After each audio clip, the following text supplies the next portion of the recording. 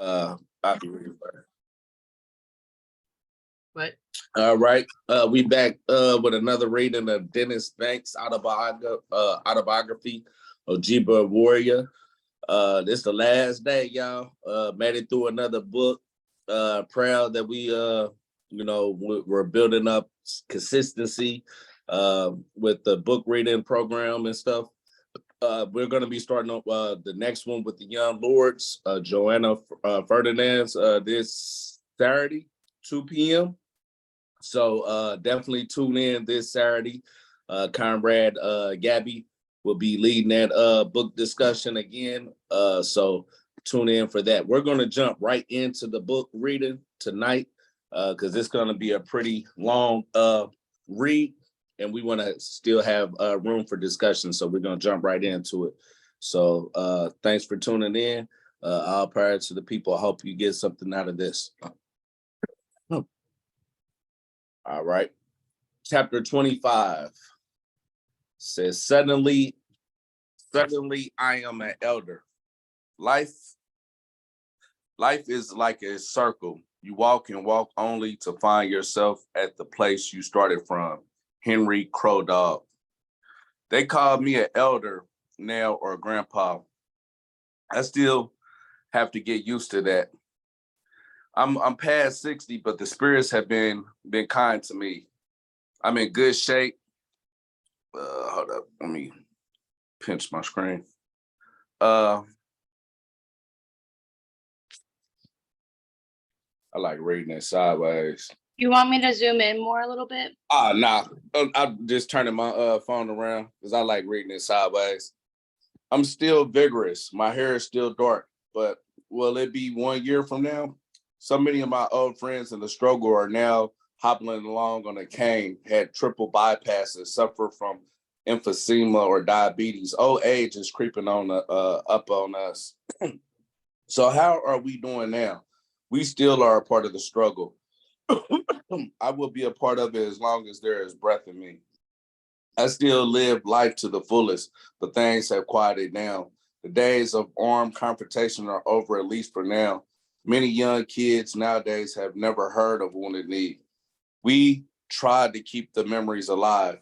I have promoted legislation that makes trading items from Indian graves illegal. I have organized walks for justice to free Leonard Peltier, or unfortunately without success. I organized protests against the practice of digging up and displaying Indian remains. I support the fight against baseball teams giving themselves names like the Cleveland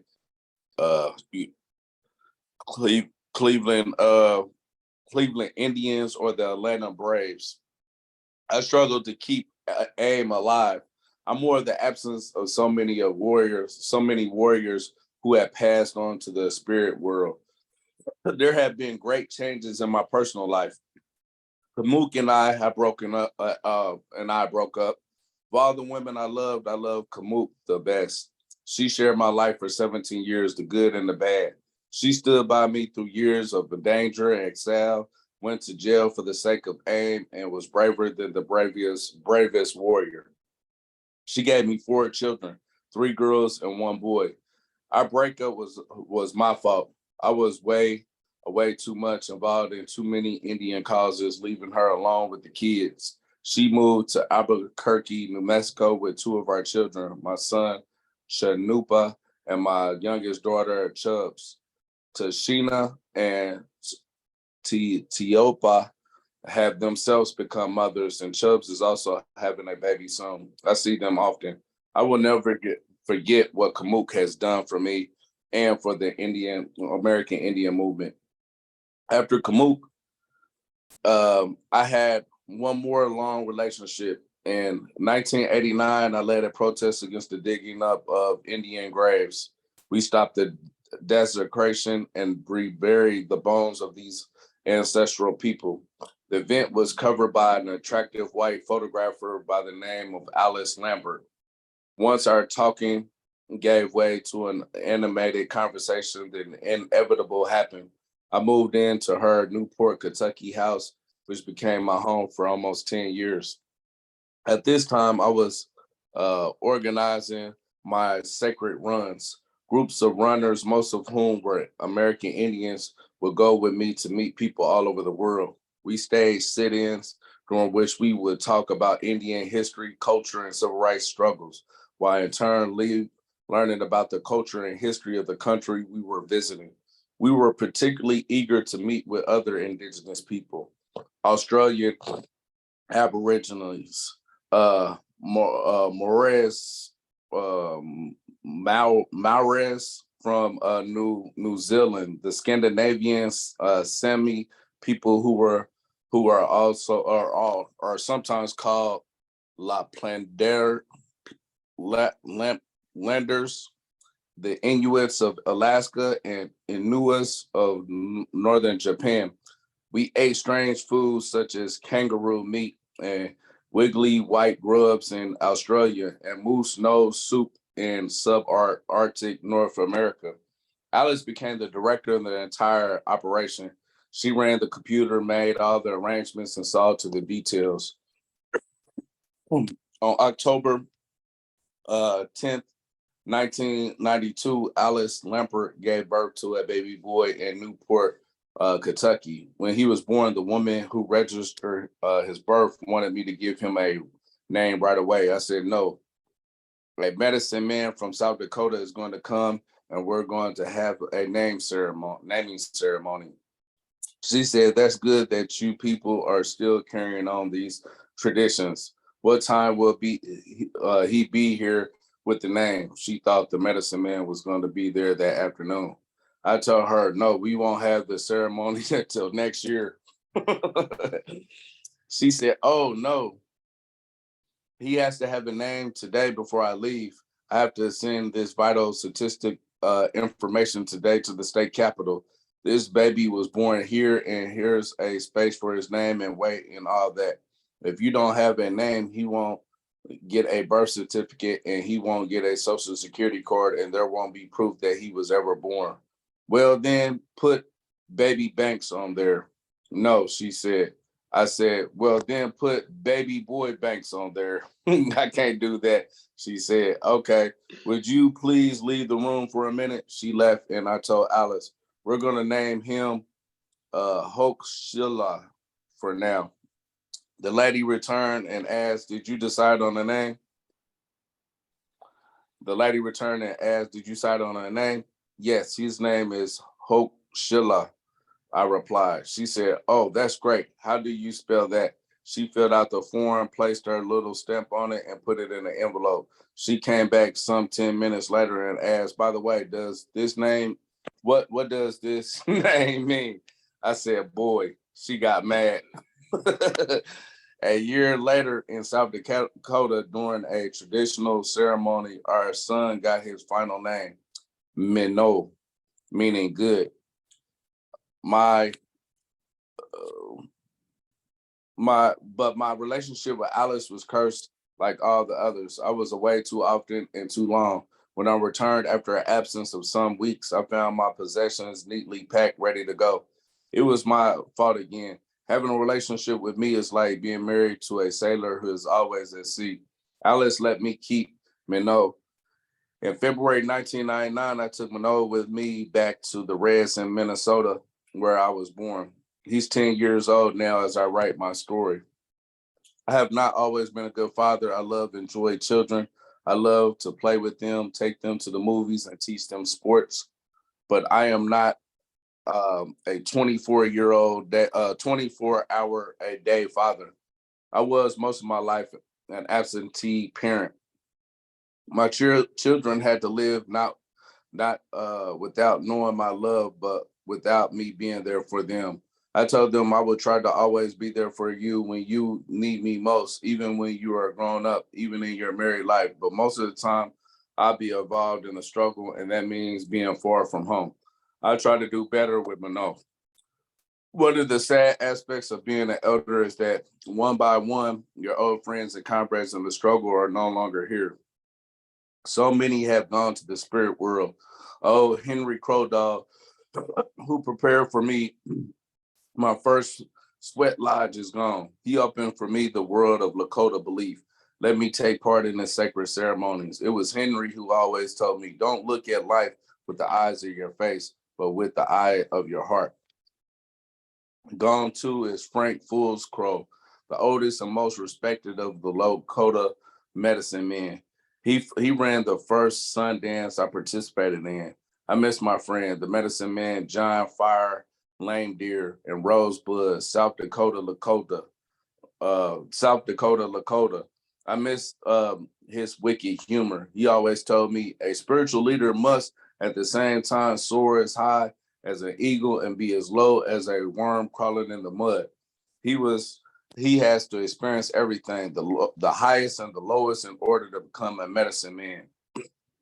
When John was in his 80s, he sometimes would point out to me grandmotherly woman smiling at him and say, that's one of my old girlfriends from long ago. She still has that love wink in her eye. His son Archie, also a spiritual leader, recently died. I think he was only 60 years old, a victim of heart trouble and diabetes. This vicious disease is a particular curse of American Indians. I also think of Pete Catches from Ogola, uh, uh, Ogola on the Pine Ridge Reservation, another greatly admired spiritual man, and a Philip Deer, a, a Muskogee Indian from Norman, Oklahoma, who became Ames medicine man after Leonard Crow Dog resigned from that position. There are some there are some of our spiritual leaders who have gone to another world. And there are other warriors who left an empty space in my life. Pedro Bisonet, always smiling, doing good things for the sick and the elderly, blown away on a lonely road by Dick Wilson's tribal police. Bud Lamont, Kamut's uncle, a Vietnam vet, killed by a sniper bullet at the knee. Oscar Bear running, and Severed Young Bear, who brought us the AIM song. Milo Goins and Lewis Bad Wound, both Lakota. But I better stop before I break down. There's an old Cheyenne proverb. A nation is not conquered until the hearts of its women are on the ground. Then it's done, no matter how brave its warriors nor how strong their weapons. And so I want to honor our women warriors who have left us. Lou Bing, Kamuk's aunt, who covered us at Wounded Knee while I made my way out of the perimeter, passing in secret through a ring of marshals and FBI agents. She was a nurturing woman who never let you go from her house unfed. And Gladys Bissonette, who told us so long ago, let's go to Wounded Knee. And if you men won't do it, then we women will. I think of Mary Gertrude, Henry Crow Dog's wife, a strong traditional woman, a good bead worker and mosaic maker. I mourn Nylak Butler, Inuit, a strong fighter in the struggle who died recently after a long bout with cancer. Gone too is Grandma Cecilia Jumping Bull, who witnessed the great shootout in which two FBI men and an Indian Joe Stunts Killwright were killed. Finally, I grieve for Anna Mae Aquash, a Micmac from Nova Scotia. She was petite, but her heart was big as the sky. She was brave as a lion and had dedicated her life to the struggle.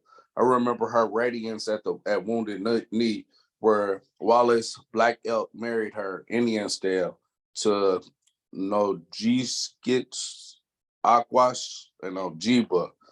Annie Mae was shot in the back of her head, execution style. On February the 24th, 1976, her body was found in the snow alongside a Pine Ridge Road. She wore just a light jacket, jeans, and tennis shoes. It was during a meeting in Los Angeles, California, that John Trudell came over to me and said, Annie Mae's body has been found. The news devastated me. It was the only presence of so many people that prevented me from bursting into tears. There was absolute silence in the committee room. I left in order to regain my composure. Annie Mae was truly a great warrior. In my mind, she had earned a sacred eagle feather for her bravery. It took time for the finality of her death to sink in. Annie Mae murderers have never been identified, but some people, former goons and FBI lovers, have tried to reopen the case. They tried to put the blame for the death on AIM. They will not succeed. It was her strength that killed her because she was perceived as a threat by the goons of the government. She told me once, I know that I will be killed. They won't let an Indian like me live. The FBI has put a jacket on me. When I refused to cooperate with them, they spread the rumor that I was one of their informants. One FBI agent told me, you won't be around anymore next year. So I think that my life will be short. I have accepted it. It is better to die young, having done something for your people, than to grow old, never having done anything. But remember, it doesn't matter if the FBI kills me or whether my life is snuffed out by one of our own people who believes the rumors the FBI, the feds has spread about me. It always will be the FBI who murders me. My mind is crowded with thoughts of those warriors who stood, fought, and died for us. They were brave men. They were brave women. I shall not eulogize their death. Instead, I shall draw on their life memories and be strengthened. I am sorry to inform my readers that on February 5th, 2004, Kamuk took the stand in Rapid City, South Dakota, in a trial against AIM security personnel Arlo Looking Cloud, and admitted that she has been a paid FBI informant since 1988. That she was born a wire to record conversation with AIM people and others, and that she had been gathering information against the American Indian movement. Wow. My emotions, as described earlier, still stand. She was a good mother to our children. History may judge her differently. Wow. His ex-wife, bro. That's crazy. The whole time, god damn. Crazy. I didn't see that coming at all. Yeah, I didn't see that coming at all. Like, god damn. And they was married for a long time, man. For 17 years. That started, I mean, she did that in 1988, so it wasn't when they first initially got together. Just wanted to point that out. Yeah. Gotcha. Wow. Man. Does it say what her motivation might have been? Because that is like a kick in the nuts to go through this entire book and find that out. It's just like, right. Fuck. Well, he said that they were lonely and shit because he was always gone. So maybe the feds just got to her and promised her something. Maybe she fell in love with one of the feds or something. I don't know. I'm just maybe. Man, that's just wild to me. Like imagine being married to someone for like 17 years or however long, having like 3-4 children with them, and then just ratting them out. Like, goddamn. Yeah, that's wild. Especially what they've been through. Yeah, exactly. Yeah. Hi, it's Kimberly. I'd like to say something about it. When Kamuk married Dennis, I believe she was 16. Yep. And then if you go on Pine Ridge today, the way I understand it is that there's a Subway sandwich there. You know, it's this pretty poor reservation. And there's a Subway sandwich building there, and Kamuk owns it. Well, she was paid money to testify against, it's a matter of court record, to testify against AIM members, 2 of which were convicted for Annie Mae's death. And but they never had any defense. Like, the defense settled and rested when it came time to defend them. So, and then the whole time, all she wanted to do was try and somehow tie Leonard Peltier into her death.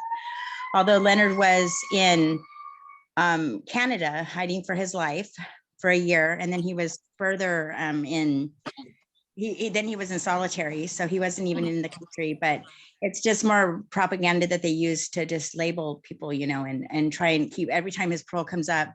So she went on there, and even the judge said, none of this is testimony. It's Leonard Peltier name is not on trial here.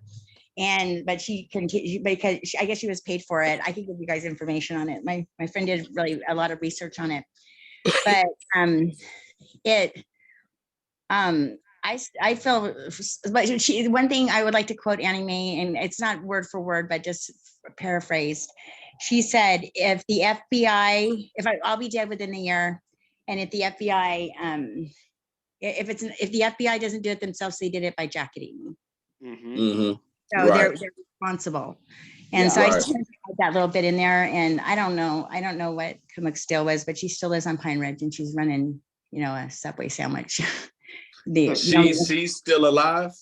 Yeah, if you go to Pine Ridge, it's my understanding that there's maybe Joe could tell you he's been there, but there's a Subway sandwich place there in the middle of, desolate, and they're probably one of the I would never eat at that motherfucker. I would never I might go there and put FBI snitch on the wall and graffiti or something. So I just wanted to add that, but I don't know Kamuk, but I do know that she had testified and she literally tried to blame Leonard and Annie Mae and Leonard were friends. And he was pretty devastated when he heard that was the new tactic, to keep him in prison for his parole coming up in this next year. So I'm sure you guys will start to see tactics like that again. Yeah, exactly. I'm glad we know that because they could, if we didn't know this why read these book readers is so important, because who would know if Dennis Banks' wife came out and she was invited to speak at something, we'd just be like, oh, this is Dennis Banks' ex-wife, you know what I mean? Yeah, exactly. And invite her to speak, not knowing she worked with the pigs, you know what I mean? Yep. Yeah, and this I just thought that whole thing is unfortunate because there's a lot of people that are hurt, like Annie Mae's daughters.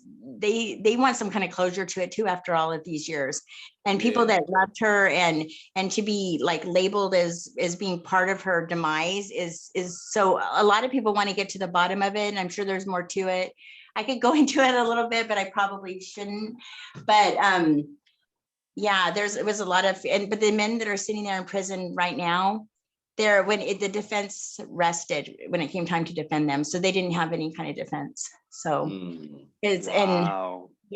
so that's so that probably really accounts for why Leonard Peltier is he one of the elders that's having a hard time, because you don't have some of these other elders with the Black Panthers and stuff, people coming out doing stuff like that, you know what I mean, work with the FBI to fabricate stuff against them while they sat in prison for 40 years, 50 years almost. Like Matula Shakur, Sundiata Akoli, all of those gentlemen. And Leonard always, I know I've said this before here, but he's very adamant about it. When people say he's the longest held political prisoner, he says, I'm not.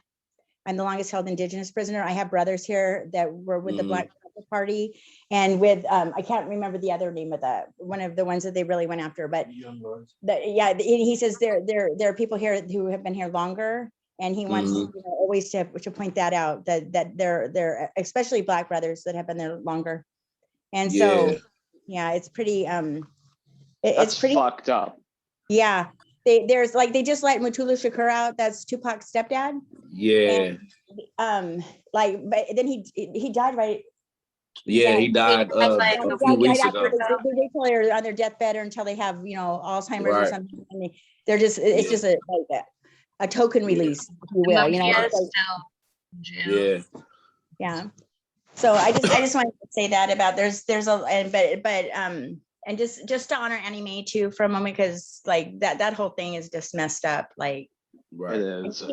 She has daughters. One of them is an RCMP officer up in Canada, which is the Mounted Royal Police, and they've suffered a lot over it, having lost their mother, and I mean they're grown women now too, but everyone wants to get to the bottom of all that. And I understand that it's still an open investigation, along with some other things some other things. So hopefully there'll be some closure within our lifetimes for that. So I hope so. And me and Sister Kim were talking about it before. and this just kind of emphasizes it. But what is the deal with these children or these family members of these great revolutionaries being reactionary shitheads?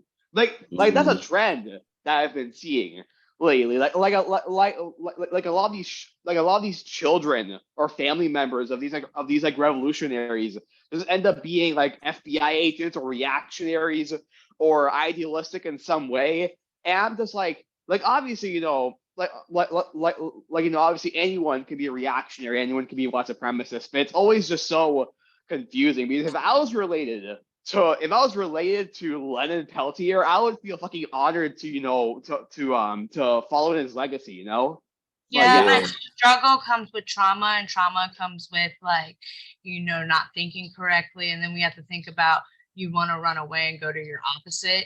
So what's the opposite of a revolutionary? Reactionary. Yeah. Yeah, and it, to me, I think the essence of it just shows you like without political education, just because you Huey P. Newton's son or you Fred Hampton.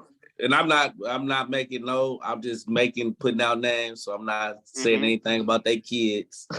You know what I mean? That's a lie today. I do follow them and see what they do, some of them. But just because you Malcolm X's son or Martin Luther King or Huey P. Newton or Lenin or Mao or Marx, it don't mean that you understand the struggle. It don't mean that you understand the science. You know what I mean? Like there's no shortcuts. There's not even a genetic shortcut to being understanding political education. I had a conversation with a comrade today, and me and him been talking for the last couple of years. I be saying it's development and growth, but oftentimes when me and him talk, he talk about like, this socialism thing, I'm so confused by it because I ask certain people about it. They say, tell me one thing. And then I ask other people something and they tell me something else. Or even some of the elders. I talk to an elder that say this and then the elder say this. I say, hey, comrade, ain't no shortcut for you to study this yourself. You know what I'm saying? Like none of us that started to learn of dialectical materialism, none of us that started to understand Marxism, Leninism, Maoism got this from dialoguing with people. You know what I'm saying? Yep. That might help extend your the nuances of the education that you receive, but there's no shortcut for you doing your own self-education. You know what I'm saying? You have to pick up the books. You have to study these things. Like it took, like in prison, it was times where like it might take me a whole month to read like Karl Marx's. That's probably one of the most complex books I read. Capital by Karl Marx. That was like blowing my brain cells out. You know what I mean? I had to keep on. Yeah, I had to keep on reading it over and over. And then finally got it. Was like, wow, this motherfucker's a genius. You know what I'm saying? But and certain other subjects like dialectical materialism, that's something that we're all continually studying in our regular lives, how it applies today in different ways. You know what I'm saying? So I feel like that's what should be the biggest thing we should take out of this. I don't look at just because a person came from one of these great revolutionaries is somehow that they're the same, cut from the same cloth as their father or their mother. You know what I'm saying? We all have to do the work to get that political education and understanding and put it to practice. At the end of the day, like Mao Zedong said, at the end of the day, it's the social practice that's going to tell you if your practice is even, your theory is correct. You know what I'm saying? So I think that's the main thing we should get out of that. And we shouldn't look at these individuals as nothing but people just like me and you. You know what I'm saying? Some of the most smartest people I ever came across is people that some of us might not ever know their name. You know what I'm saying? But they did the work. They did that self-education, the political education to understand the struggle. You know what I mean? I'm gonna go with Joe Gonzalez first and then Robert Strong. Oh yeah. Oh, yeah, and going back to what Comrade Gabby had said, it's a shame that many revolutionary strong fighters, children did not pick up in their path. But at the same time, we have to take into consideration they were gone in the movement. So a lot of their kids weren't able to grow up with them and experience that unless they were on campaigns or marches or movement rallies with them. And we're talking about, then when we're talking about escaping from justice and whatnot, keeping a low profile and this and that, or when you did go out to, you're kind of like on the run most of your time. So we got to take that into consideration. But Dennis, some of Dennis Banks, one of his daughters, Darla, and his son, whatchamacallit, were not Chubbs. were, but are still active. And Russell Means some of Russell Means's children are still active to this day in making awareness and radical change. So not all, like they say, the apple don't fall too far from the tree. So some of our seeds will prosper. Maybe not all of them, but some of them will. And that's all I wanted to share in light of that. Right on. Right on. Thank you for that, comrade. Robert Strong. Yeah, man. Thank you, brother, Comrade Joe Gonzalez. You kind of answered part of my question. Because as a father, I get really angsty about how to talk to my kids about some of these issues and how to raise them with it. Because I grew up with a father that tried to drill ideology into me, but it was Christian fundamentalist ideology. But I kind of, I would kind of resent it when my parents were too heavy-handed with their ideology. And it's like, I want to get my kids involved, as they get older, but at the same time, I want to mind that boundary so they feel that they have some agency and they're not just doing it because dad said or believing it because dad said, and I get really angsty about the idea that feds can fuck with people's family. I mean, as a parent, my kids are more important than anything in the world. And they do. The cops fuck with people's family. I know activists that, and that's how they try to get information and stuff. I don't know if you guys had any other thoughts. I don't know if, we know that the pigs do this. It bothers the hell out of me. It's the worst thing about revolution, the idea of that. Yeah. Just Yeah. Comrade Robert, I can come back on that too. As a father of 7 daughters, I do not. They don't even like my. Or no, I wouldn't say they don't like. They do not participate on my social media, or I do not mention their names or anything like that. But out of my 7 daughters, only one of my daughters is interested in carrying the fight for struggle for the peoples and for the masses. And I'm really proud of her. I'm proud of all my daughters, but it's what we do is really not for everyone.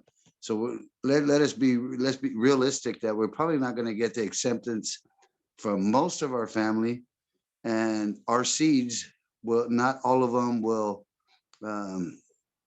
continue replanting seeds in the movement. So that's what I wanted to mention. That's all.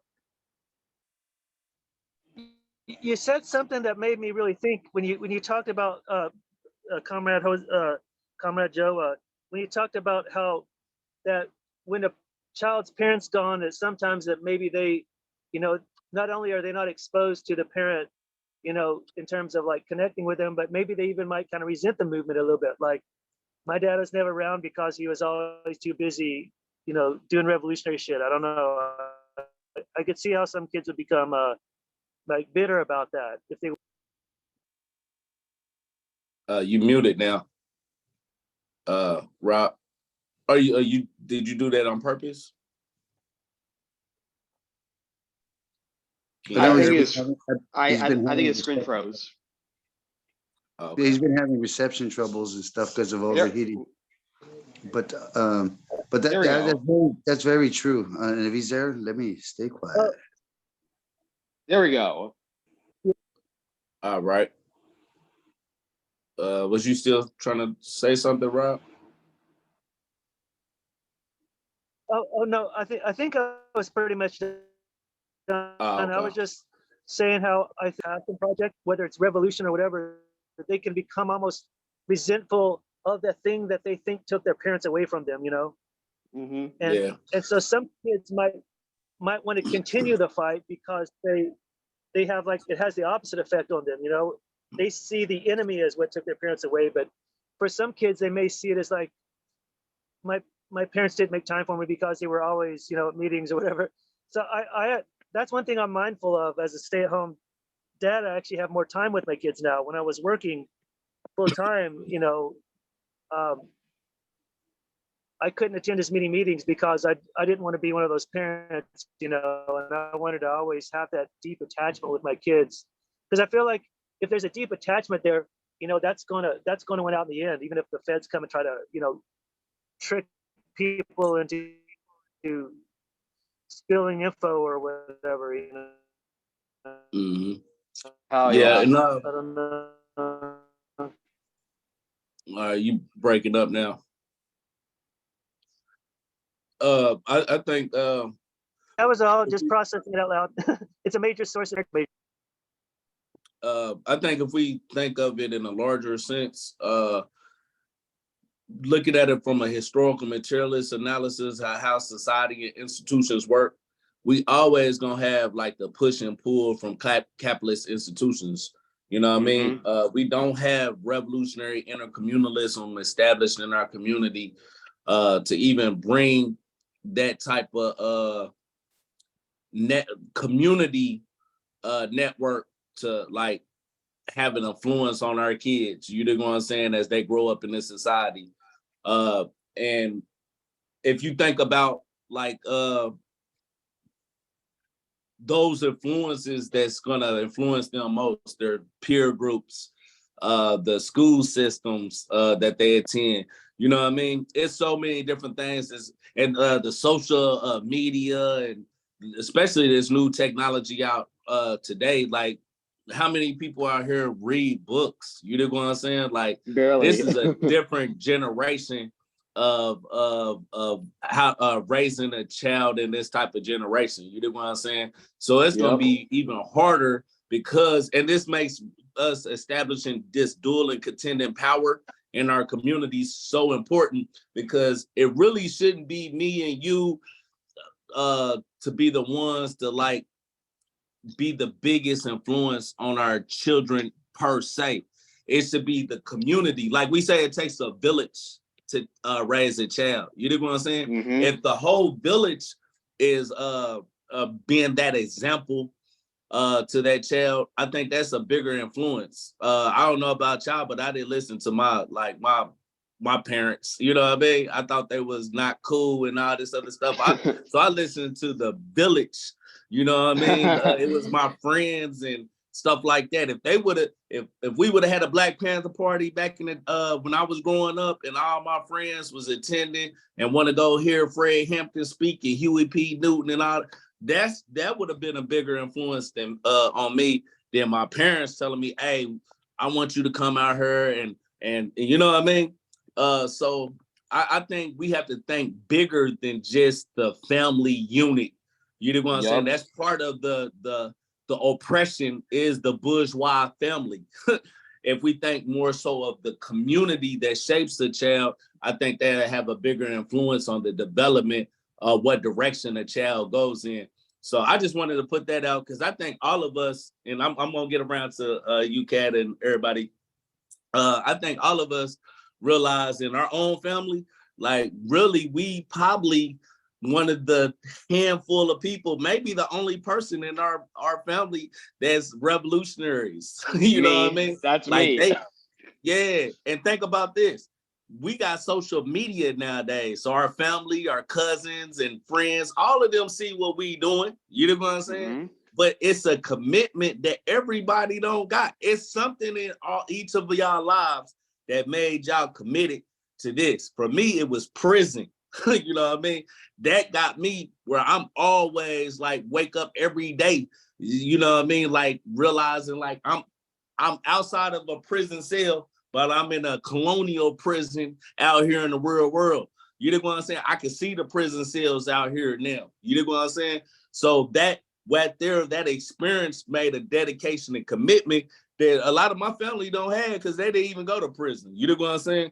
A lot of them might even, some of them got good jobs, you know what I mean, where they making a lot of money, you know what I'm saying? So I didn't have certain things to push me in a direction where I'm going today. So if we think of this a lot more complex, it's really hard to raise a child and to take up the responsibilities that we do. The best advice I can give everybody is what Fred Hampton say. Most people learn through observation and participation. You know what I'm saying? So like sitting down, watching a good movie with them, they might not want to read the book. They might not want to watch a documentary, but hey, let's watch this movie about Fred Hampton right here, Judas and the Black Messiah. You know what I mean? Yeah. It could be anything to spark that interest, but as long as we keep them involved in that and we don't preach to them, I think you'll have a bigger influence. It's basically putting them in that environment that's going to socially condition them to even consider asking different questions. You know what I mean? Go ahead, Kat, and then Gabby, I think, after Kat. Yeah, I think I wanted to point out, like, we have to also think about, like, not the family unit and the bourgeois people preying on the vulnerable children of revolutionaries. Like my son might always be nonverbal.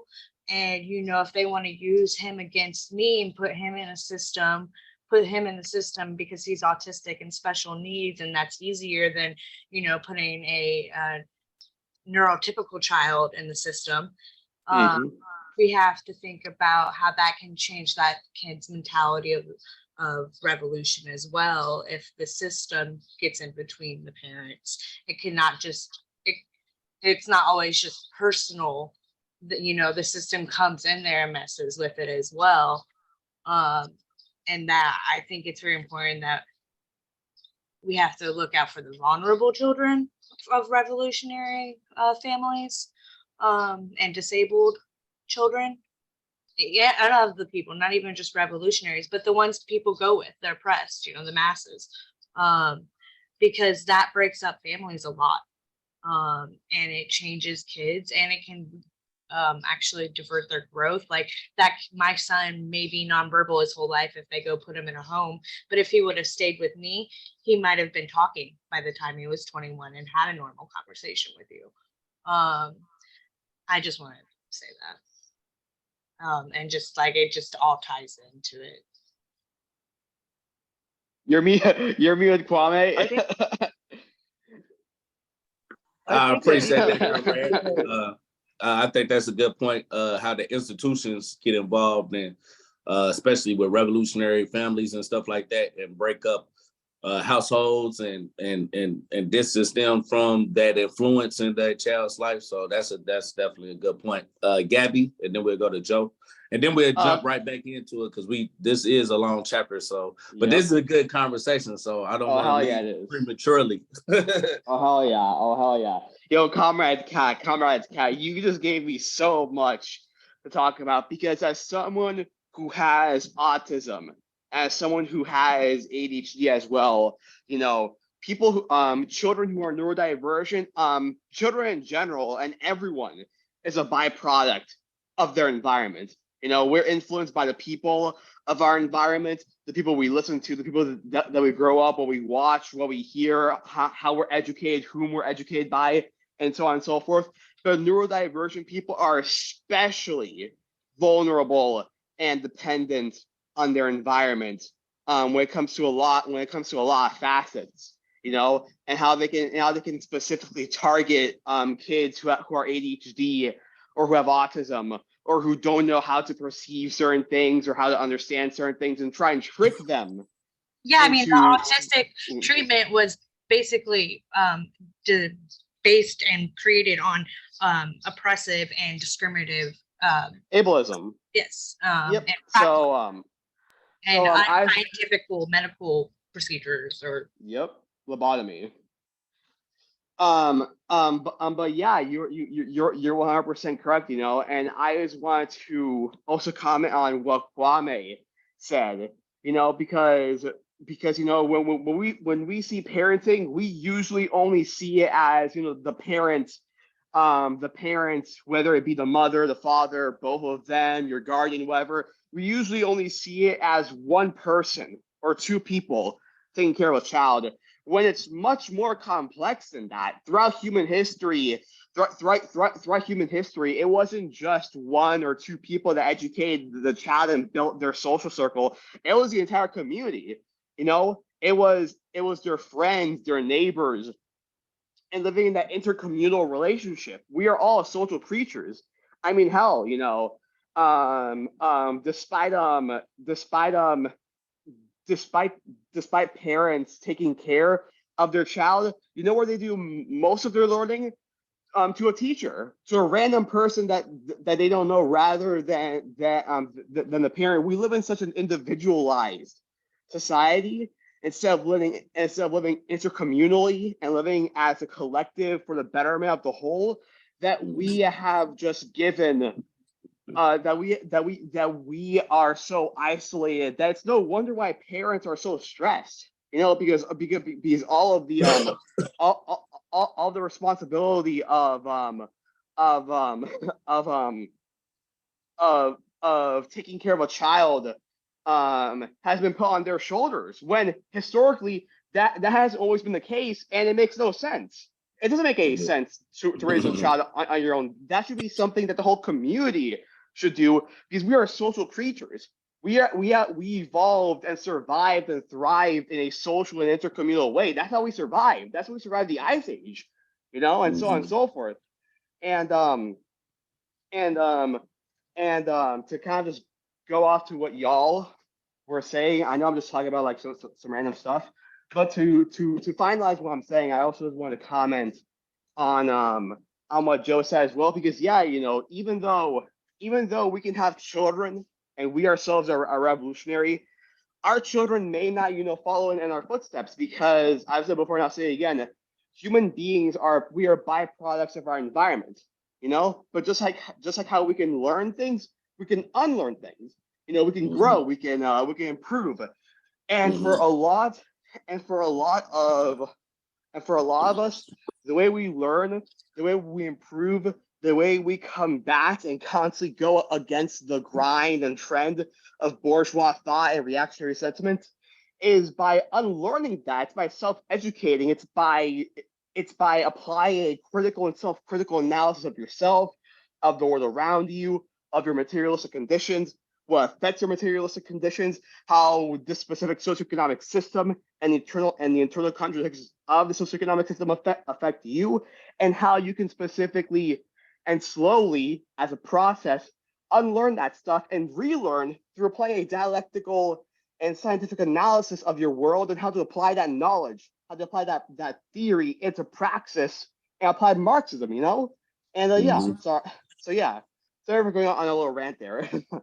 That's hey, I always enjoy hearing you speak about your analysis of something, because I feel like you always like you definitely all the way on point. That was my point I was trying to make, that I hate when I hear people blaming parents for everything, because I be thinking to myself, did anybody grow up realizing that we rebelled against our parents and we didn't listen to nothing our parents was talking about? Because I was one of those people. I don't know about anybody else, you know what I mean? And I always realized, you know, it was the community that really raised me. You know what I'm saying? Yeah, my family had an influence on me. That's why I went down the Christian road and stuff like that. You know what I mean? They had a big influence on me on that.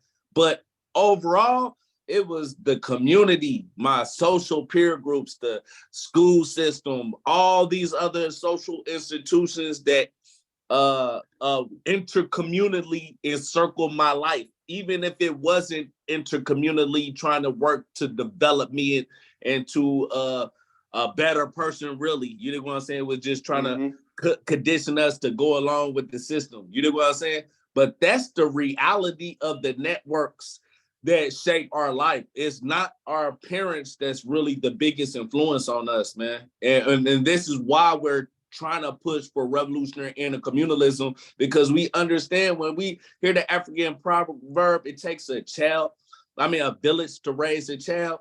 You know what I'm saying?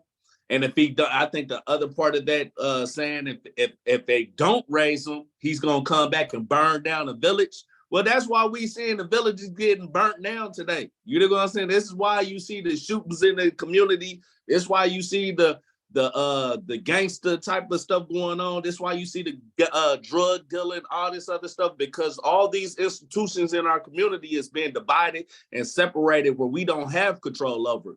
You know what I'm saying? The ones that got control over is directly and indirectly the system. You know what I'm saying? And this is why like kids grow up and they totally different from their parents and stuff. You know what I'm saying?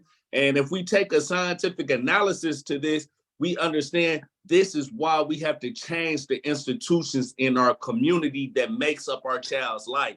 You know what I'm saying? So I appreciate, because you was pretty much emphasizing what I was saying, but I think all we have to do is look in the mirror. How many of us went along with our parents, what our parents was talking about? Man, I'm the first person in our family, I think, that went to prison. Besides my cousin and stuff, you know what I mean? Like shootout with the police and all kind of stuff, beating up teachers. Yeah, I was very rebellious. That's because I wasn't listening to nothing they was talking about. Mostly, the only influence they gave me was like the religion stuff. You know what I mean? I want to get to Joe, but I also want to get to Che, because I want to hear from the elder. I know he's been raising this. I know he been over there ruminating on what we've been talking about, and he's about to shoot off with some young Lord-ism on us. You know what I mean? Go ahead, Joe. Yeah, I'll be brief and stuff like that. When we're talking about, like you said, a village, we call it a tribe. So the Africans may consider it a village. The natives call it a tribe to raise a child. That's a key point. And when we talk about intercommunalism, kind of like the basic formats of communism come into play. Now, when we're talking about revolutionary parents, going back to that, because that's when I raised my hand, and the thought I wanted to, state one more time. Of course, it takes a lot of our time and stuff like that. But you know what's so nice, and what we're working on as Brown Berets, is making, when we do stances against injustice or whatever cause it may be, we make them, whether they be rallies or conferences or marches, we kind of make them family oriented so that we can be inclusive of bringing our kids into these formats. And of course, they cannot come to everything. And if we're going to go to the police station and say, fuck the police, well, I'll probably leave my kids at home, right? Of course, my kids are grown, but I was just saying this for parents that have younger children. Be interactive with them. Make the events a family safe place. And that's where we come in, as security or whatnot, like to make it sure that it's a family safe environment, to be inclusive of our younger generations and our kids and our grandkids, to actually see what we're doing, actually make that change.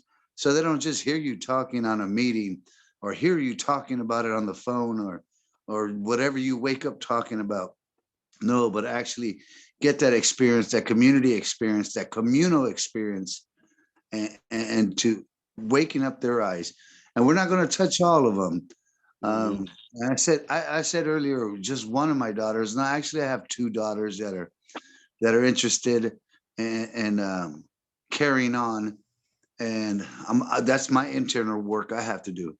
But that's what I wanted to say. So Oh, there's a Yeah. couple other things, but I don't want to take. I want to hear Chad too. So let me Yeah, share. yeah, absolutely. The people. All All right. power Good to the off, people. Jay. Appreciate that, comrade.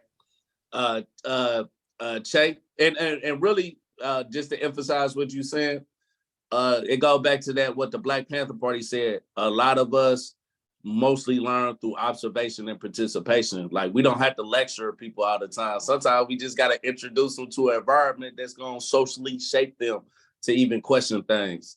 Go ahead, Che. You muted. You still muted. You hear me now? Yep, we hear you. Okay. Power to the people. When I came home from prison, I got involved with a prison newspaper called the Midnight Special. In the process, I met this sister that was a Panther. We started going out, and she became the mother of my first son. As a matter of fact, we got married and everything. You know, it was a revolutionary marriage too. The thing is about when we talk about families, that's a very sensitive issue. You know, and the enemy uses the sensitive parts to attack us. You know, we talked about children and we talked about all that. My son, my oldest son, the one I was talking about now, his name is Ch25, which is a revolutionary Native American name. However, he's not revolutionary at all. His mother just took him after we separated. His mother took him and just raised him in another different doctrine. You know, a total different philosophy from mine. We were both political. We were both struggling together. And all of a sudden, when we separate, she takes my son and just changes him all around. He started looking at, well, he became a capitalist, and she became a capitalist because she became a reverend. And that's something from a Panther, she became a reverend of some Baptist church out there in Queens. And I mean, we're still connected, you know, because we still talk, but my son is totally wrecked, you know, and I'm the only one I could honestly say that in spite of his behaviors, I'm still revolutionary. It's not going to stop me from being a revolutionary. I don't care what, you know, and we need to understand that. We need to understand that the system will utilize our families, you know, to get to us. And we have to be very strong. We have to make a real distinction between being a revolutionary and being a family member. We really got to do that, man. It's hard, but it's really hard because we love our children. But whom do we love more? Our children or the revolution? You know, that's the question. Absolutely. You know, not that we're gonna put our children out. No, we're not gonna do that. But we gotta come to a certain point where we make decisions. What is better for us as revolutionaries? Right. And that's what I'm saying. You know, and that's all I gotta say for now. I appreciate that. I want to add to what you said, and because I don't think I really put this in my autobiography. I like hit around it a little bit, but one reason why I decided not to have children is because I knew like my social environment was not a revolutionary environment, and the chances of my child like going in the footsteps of me was slim to none, because my community is very reactionary. You know what I mean? Another thing is knowing that I would be involved in this more, and this is not to discourage anybody, but I'm just speaking about my own self and my reasons, you know what I'm saying, for not wanting any biological kids, is that I knew I was when I look at like Malcolm X and people like Malcolm X, Huey P. Newton, all these different revolutionaries, I knew there was a way and really couldn't have that type of influence to raise them and develop them as they would see fit because of the enemy, because of the doing a lot of work, you dig what I'm saying, on the ground work in the movement and stuff. So that was one of my reasons, you dig what I'm saying. So when I was talking about this, like this hits home to my reasons of why I decided not to.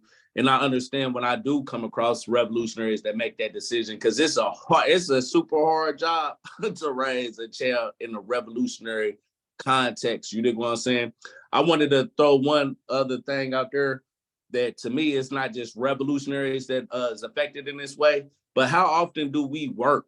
Like I work 8 hours a day, and really in this time and age, that's not a lot, because I know a lot of people work 2 jobs now. You know what I'm saying? Think about if you're working 2 jobs, which is a job and a half or 2 jobs is pretty much the average out here nowadays. You know what I'm saying? Or even if you're just working 1 job, like how much is the world that you're away from your child and the community is raising your child? You know what I'm saying? That's what I always found perplexing to me when people would talk about, oh, well, what was the mother or the father? They did. And I was like, well, I know when I was growing up, I did see my mom and dad a lot because they worked all the time. You know what I'm saying? To support us. So like you can't have it both ways. If they wasn't working and we didn't have a household, we didn't have, food and stuff like that, then they'd be like, they an unfit mother, unfit husband or a father or whatnot. You know what I'm saying? So that's another context that we have to look in the context of capitalism. A lot of us is not raising our child, and we got to understand this is why we have to establish a community that can help us. You know what I'm saying? We're not going to be around in that child's life most of the days. You know what I'm saying? Because we are working just to survive and support them. You know what I'm saying? I don't even have no kids, and I don't understand how y'all do it. Because I'm like, I feel that. Or raising myself. That was one of the points I wanted to share also. And thank you for touching up on that, Comrade Kwame. Is besides all the revolutionary work we do, besides the meetings we attend, besides the self-education that we go through, we still have to work and function. Like I said, of course, my kids are grown now, but that's what I was going to get to at the balance of things. And that's really important. We have to balance our family lives, our revolutionary lives, and our self-sustainable, whether it be through work or anything that's self-sustainable is going to require work, whether you're building your own gardens or whether you're working a 9 to 5. So that's a good point. That's what I wanted to say, and I'll shut up now. You good? And I think I need to too, so we can jump into these this last part of the read. Did you have your hand up, Kat? If not, we'll jump right in and finish. Huh? I said, no, I'm sorry. I'm about to put it down. Okay. But yeah, I just felt like we needed to expound on that a little bit further, because that's something we haven't talked about in these book readings, is the children, the social context, the working, all these different things. I don't think a lot of people really think about it, because I even hear people that I would think of this a little bit more deeply would utter the same stuff we'll hear like a bourgeois politician or a police chief get on the news and say, you know what I'm saying? But it's a whole lot more complex than that. And I think if we start to think more complex than that, then we'll understand why we're trying to build revolutionary intercommunalist type of community to help us develop even the children in our household, you know what I mean, the right way. So, hell yeah. Comrade Kwame? Go ahead. Oh, so, no, sorry. I was just going to say that if you want, I could read. Yeah. If you want. Yeah, that'd be helpful.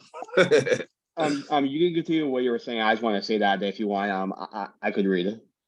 Okay, go ahead. Appreciate you, comrade. Oh, do I begin right now? Yes, if you slide your screen over once, it's already up there. Gotcha. Thank you. All right. Looking back, with age comes wisdom. Sometimes, Dennis Banks. The weather was terrible, as terrible as winter in South Dakota can be. With the wind chill factor, the temperature was down to 60 below. Goddamn. Icicles dangled from one hair, eyebrows, and beards. Breath turning into white clouds. A bone-chilling storm was sweeping over the land. It blew some areas bare and piled up huge snowdrifts in other places. Swirling snow cut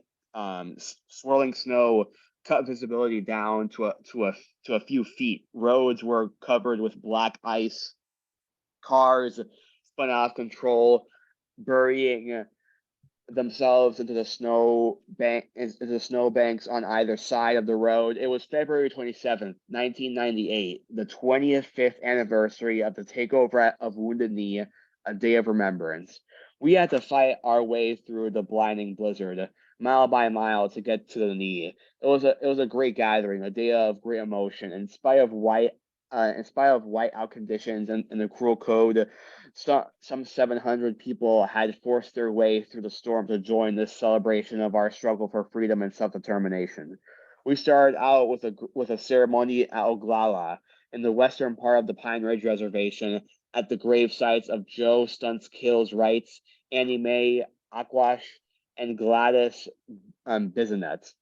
Those three had given their lives for the movement. We sensed the haunting feeling of their presence as we said prayers, sang and made tobacco offerings to their spirits. So many memories swept over me at that time. About 40 of us stood at the grave site, including my old friends Clyde Bellacourt, Ellen Moves Camp, and the photographer Kevin McKiernan, who had been at Wounded Knee with us in 1973. More than half of the people standing there praying were under 25 years old, brought to this place by their fathers who wanted to connect them to a past they had never known. It felt good to see the young people next to us old timers. I resolved to tell them of what had happened at Wounded Knee before they were born, to tell them of what their fathers and mothers were doing in those wild and glorious days of 73. It occurred to me that I myself was an elder, a grandfather, an old relic, an artifact. An old part of my life ended then, and a new, unfamiliar part began. We all embraced, shook hands, sang the AIM song, and as they had seen us do, the youngsters sprinkled sacred tobacco on each grave. The snow came down hard. Visibility was down to almost nothing. We progressed at Calico Hall, and the place where Wounded Knee began.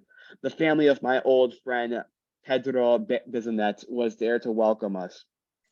Pedro, a civil rights leader and one of the finest men who ever lived, had been brutally murdered by tribal police. His wife and children had hung pictures of Pedro in the walls of Calico Hall. They had also prepared a lot of food for us.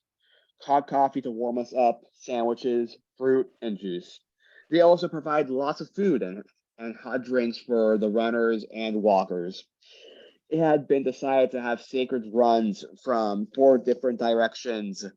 Sorry, wait, I forgot where I was from 4. Oh, there it is. Thank you. It had been decided to have sacred runs from 4 different directions join up at Wounded Knee. We even had teams of horseback riders who made a fantastic sight outlined against the milky whiteness of a landscape shrouded by clouds of swirling snow. Calico was one of the starting points. We went outside to see the runners off, singing songs and burning sweet grass in honor of Pedro. Clyde Bellacourt took the sorry, took the feathered staff, ran it out to the road, and gave it to the lead runner. A fierce storm was upon us, but the runners took off and just kept going. No one was falling behind. We also had relay teams of 8 or 9 guys who passed the staff to new groups of runners a mile at a time.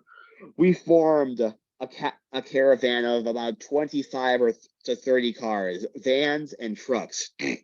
Our headlights were on and emergency lights were flashing. The sight reminded me of that night 25 years before when we drove through Wounded Knee while goons and FBI agents on the roof of the tribal council building trained their machine guns on us. Dickie Wilson stared at us in disbelief, clutching a loaded .38 on his fist. Things were different in 1998. People came running to wave at us, shouting words of encouragement, even though the sounds were swallowed up by the roar of the storm. We drove east at a snail's pace along U.S. Highway 18 until we came to the junction with the road that leads north toward Wounded Knee and Porcupine. There we were joined by another group of runners and walkers powdered with snow coming from the east. Among them were Kamuk, Charlene Teeters from Santa Fe, and my teenage son Chunupa. I was proud of them as I saw them bent forward, straining their bodies against the wind. We drove out alongside the walkers at about 5 miles per hour. About 25 cars were in front of me, and suddenly I noticed that as many were behind me. More and more people and cars were joining us in spite of the storm.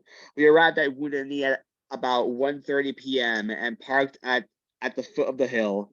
A mass of cars was parked among tips that some people led by Tom Cook had set up. Tom was a remarkable man, a Mohawk from upstate New York along the Canadian border who spoke his Iroquois language.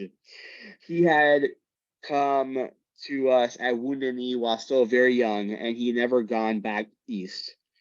He married a Lakota woman, Loretta Afraid of Bear. They had lived among the Sioux, and he became a roadman of the Native American Church.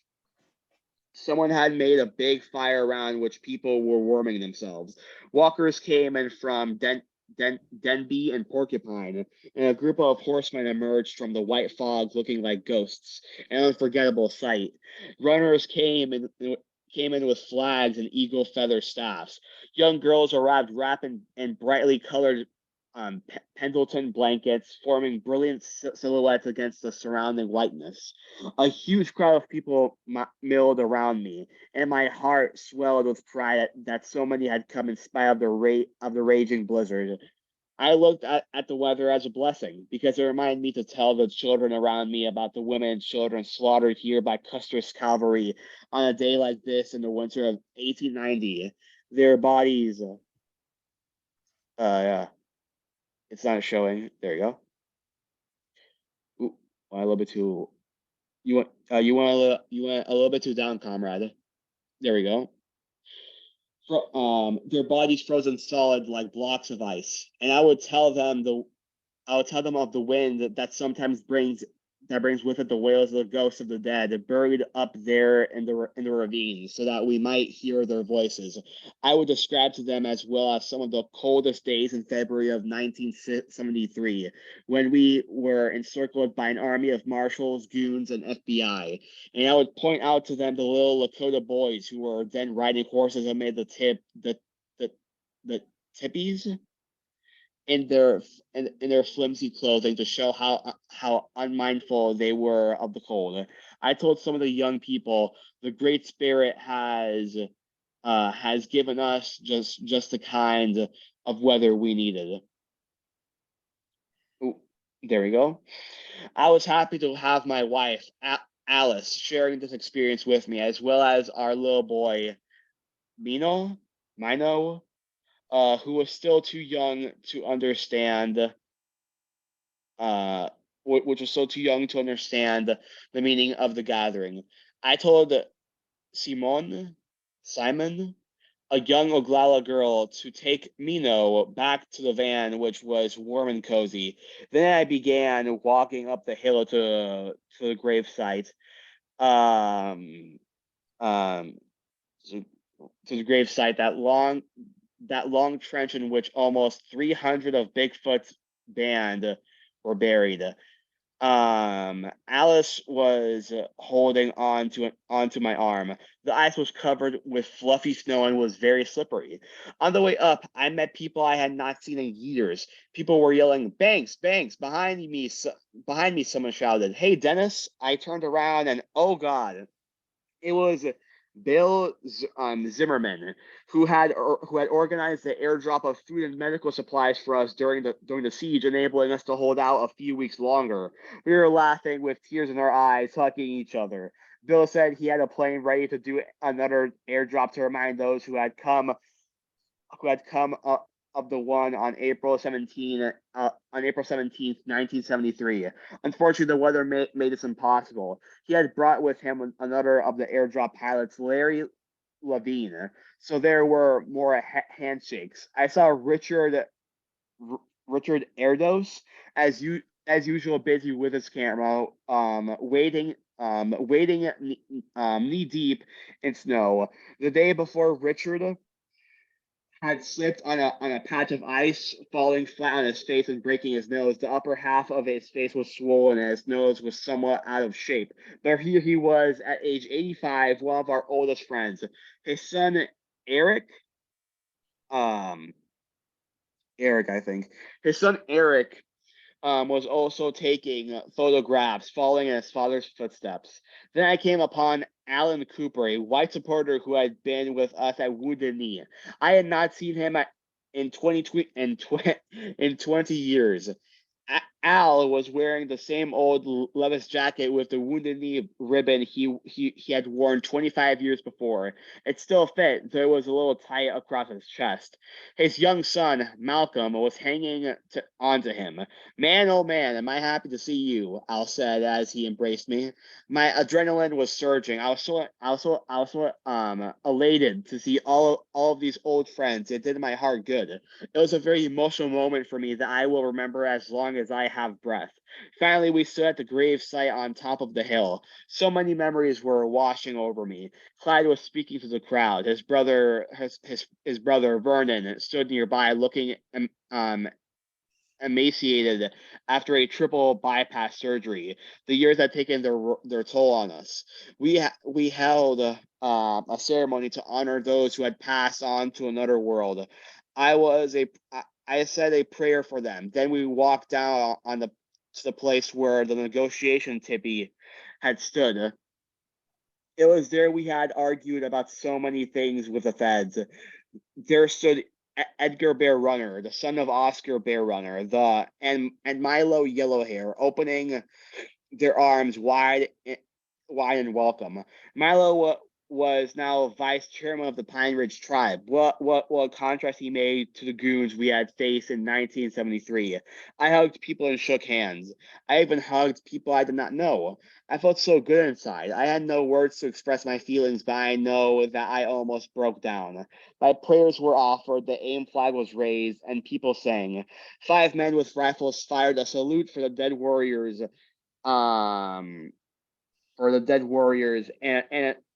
And a Thanksgiving salvo for all who had come. After that, we all walked together to our cars and took off to meet again at the day school at the day school in Porcupine, where we would continue our celebration. Inside the big hall at the school, there was a mountain of good warm food and Indian style coffee, hot as hell, black as the night, and so thick a spoon would stand up in it. That sounds exactly like Cuban coffee. There were more embraces with people who had not been at the grave site. Regina Brave, Carter Camp, Leonard Crow Dog, Margot Thunderbird, Laura Lee Decora, John Trudell, Bob Free, and so many more. I went over to Russell Means, who I had not seen in 5 years, and shook his hand. We started joking, kidding each other as we had always done. The years were wiped away as if we had been doing that only yesterday. People approached me. Hey Banks, this is my daughter. Here, look at this picture of my little grandson. And how are you doing, Dennis? Remember me? I looked at all of those. I looked at all of these many young faces, teenagers laughing, and I thought, these are the children of AIM who will take our place, who will pass on the flame. We had 2 days of powwows filled with dancing and singing. There were welcoming speeches and giveaways. Babies were crawling on the floor, so you had to watch your step. The crowd got bigger and bigger. We had meetings with visitors from faraway places, Aborigines from Australia, Zabatistas from Chiapas, Mexico, Tibetans, many oppressed people, some of whom had suffered much languishing in prison as we American Indians had done. There was no difference between these people and us. We were as one.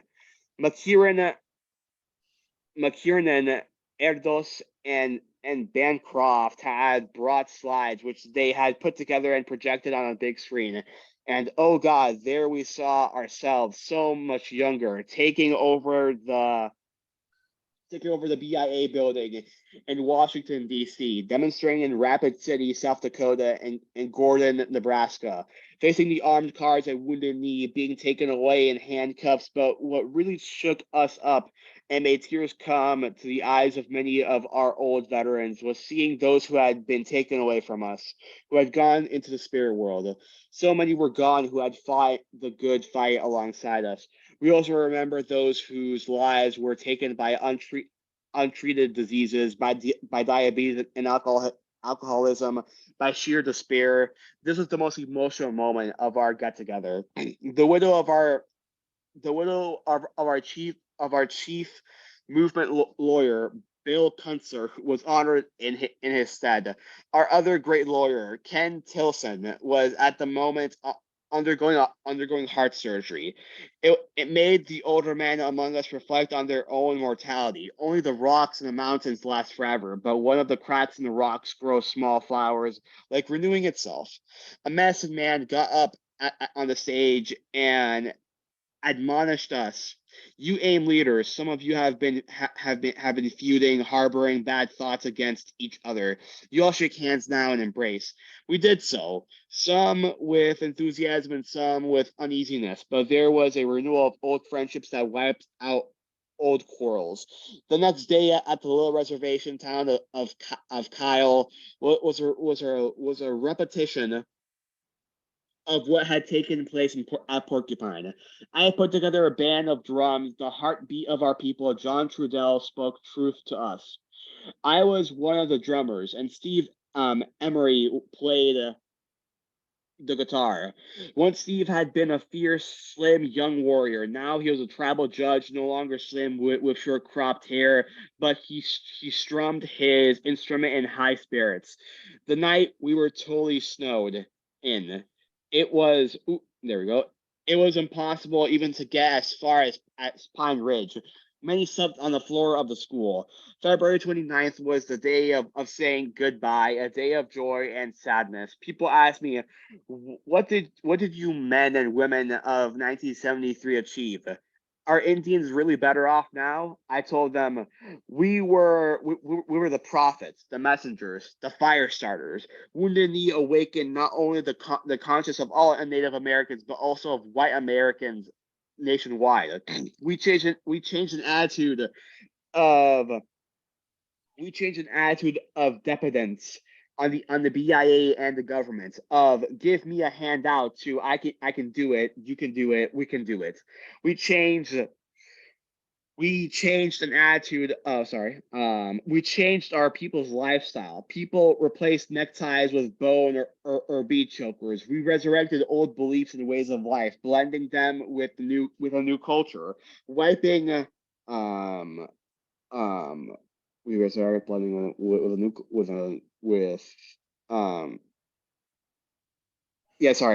we resurrected old beliefs and we resurrected old beliefs and ways of life, blending them with the demands of modern life, with what we needed to survive. We created a new culture, wiping out old stereotypes. Out of AIM came a new breed of writers, poets, artists, actors, and filmmakers. We no longer needed whites to interpret our culture. Hell yeah. We created alternative schools teaching history from the Indian point of view. We have not achieved all that we wanted. We really have made a dent in solving our many problems. We leave much to do for the new generation coming up. But we are Meadowind people, the Corn Maiden people, the Sundance people. As the FBI and the Marshals and Wounded Knee found out, we are still a strong people. The 25th anniversary of Wounded Knee celebration completed one cycle of my life. I went back to the old res at Leech Lake to the spot where I was born. I have my young son Mino with me. I fish and I hunt. I have started a wild rice and maple sugar business. My story ends where it began. That's very beautiful. Yeah, I like that. I'm gonna jump right into the afterwards, because it's already an hour and a half in. So I'm gonna finish this out, and then we'll have the rest of the book discussion. May I read? Go ahead. Sorry, I don't know why I muted myself. Afterward, since moving back to Federal Dam, Minnesota, where I was born, my son Minot and I have had a great beginning with each other and with the many cousins I never knew. We started a small business with wild rice and maple syrup. He attends Buganay Chic School and K-12 Anishinaabe Controlled School. He is learning the Anishinaabe language and often comes home to teach me. We set nets, trap, hunt, and snare rabbits. We make canoes, drums, and birch bark baskets. We harvest wild rice and tap the maple trees. It is a good life up here. I want to thank Masayo Yamamoto, Takio Kashikawa, and Shinichi Tanaka for their loyal friendship. Masayo and I have become spiritual brothers. To Fred Morgan, I owe my good health. My life has been enriched by my children and by the American Indian movement. I shall always remember those who fell along the way. One of my closest friends, Leonard Peltler, remains in prison 28 years for a crime he didn't commit. Jusan of Nippon Myohoji remains my closest spiritual sister. She and I will walk this good road forever. Robbie Romero and Kenny Brown are still by my side. My daughters, Darla, Glenda, Jean, Denise, Tiopa, and Chubbs are living close to me, and one of my sons, Buff, has moved up here. He and Minnow are great together. My brother Mark remains my closest friend, and Audrey, who stood by me during rough times, is still here. Charlotte, our youngest sister, comes to visit often. My Wapatan friend, Floyd Red Crow Westerman, is still my friend and is doing good in Hollywood. I wish to thank Horst Richterbacher, who has been a tremendous financial help for the past 10 years. My efforts in starting up my small business have introduced me to Terry Robertson, Tracy Gow, and Larry Goose, all from Battle Point, Minnesota, and to Mutt and Lila from Cass Lake, Minnesota. I thank the American Indian movement for being strong. AIM will always be strong because it is a spiritual movement. Every day we receive calls of distress, and every day we offer tobacco ceremonies for those in need. Right now, this earth, our mother, is in distress. She needs our help. Can we, all of us, respond? I don't know, but I am convinced that if we don't respond, we will be in peril and our future will lay in question. Today, I look around me and see the animals of the forest and the lakes. Every day, eagles fly by our homes, a home overlooking Leech Lake, and to the eagles, the bears, and the porcupines, I say, miigwech, for a good life. Miigwech Leonard Pelter, miigwech Buddy Lamont, miigwech Annie Mae, miigwech Buganay Jusik. Dennis Banks, Anishinaabe Territories, Beach Lake Reservation, where the Great Spirit lives.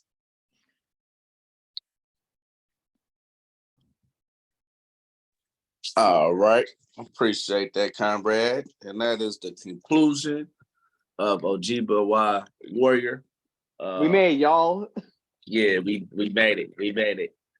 Man, I love this book on a lot of different levels. I like when we think about colonialism, like the American, the indigenous people in this country, that was the first colonized people. You dig what I'm saying? Besides the African slaves that was brought over here, and hearing his story from the indigenous point of view, like it resonated so much with me. Where I often, when I talk about like the things that we need to do in the Black community, often use the analogy of what happened to the Native Americans and the indigenous people of this country, and why we have to decolonize ourselves. You know what I'm saying? So, like at the end of this book, when the youngster came up to him and asked him, "Well, do y'all feel like y'all even really made an impact? Do y'all really feel like y'all accomplished anything?" And then it's listed all those different things. I feel like every generation moves the goalposts a little bit further. You know what I mean? Until we have a revolution, we're not gonna be in the world that we want to live in. You know, it's gonna be reversals of things that we push for. You know, but what we can do is take all the positive things that we've gained. You know what I'm saying? Like today's time, when I think about the Black Panther Party, when people hear the name the Black Panther Party, when they hear the name Huey P. Newton, when they hear the name George Jackson, Fred Hampton, Assata Shakur, Mutulu Shakur, they hear names that we respect.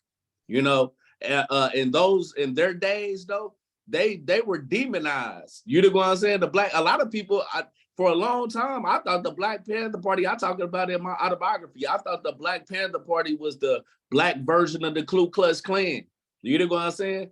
But in 2023, I think most people, when they hear the Black Panther Party, most of us realize that this was an organization that was for the people, that wasn't racist, that was fighting for our liberation.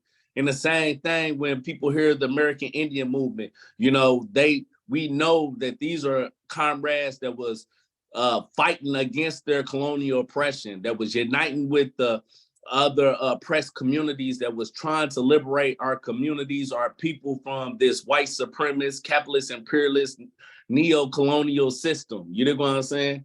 And to me, that is an accomplishment.